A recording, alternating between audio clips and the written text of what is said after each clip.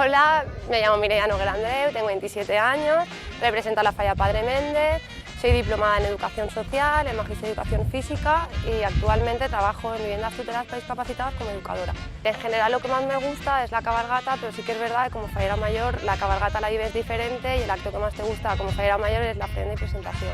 Bueno, yo personalmente creo que una fallera mayor de Torrente pues espera elegancia, saber representar bien a tu pueblo y saber estar, sobre todo sencillez y ser una más. Yo creo que está afectando, como todos sabemos, que la gente se está borrando porque es un capricho, al fin y al cabo una falla y la gente se va borrando y sobre todo cuando no eres un miembro familiar, son muchos miembros, no solo uno. Y también yo creo que pues, hacia los monumentos se está viendo también muy afectado. Yo creo que lo que deberían de hacer es rebajar un poco monumentos, artistas y también cuotas.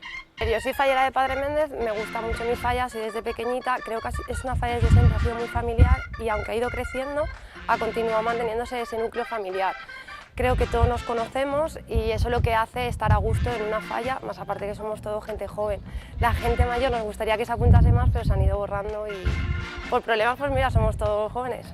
Yo personalmente creo que las fallas en sí es una fiesta que tradicionalmente y culturalmente es una tradición valenciana y eso no lo podemos quitar. Lo único que sí que es verdad que ante las leyes que están aprobando, como por ejemplo el de la pólvora, han hecho que los niños más pequeños no puedan disfrutar de las despertadas y sobre todo de tirar petardos, esa libertad que desde siempre lo hemos podido hacer. Y los mayores, por ejemplo, el tro de bac ya no podemos tirarlo por el tema del CRE. Me gusta mucho, como mi traje valenciana la tela, me gusta mucho, de hecho la he elegido, y como pieza me gustan mucho las peinetas. Es algo en el que me fijo muchísimo porque es algo que creo que nos representa Valencia. Una peineta ya se sabe que es Valencia. He estado en Junta 2 años de delegada sección femenina, luego estuve llevando la cabalgata. Este año también me he encargado de la cabalgata, aunque con menor importancia que la ha llevado otra chica, ya que yo no podía por el tiempo.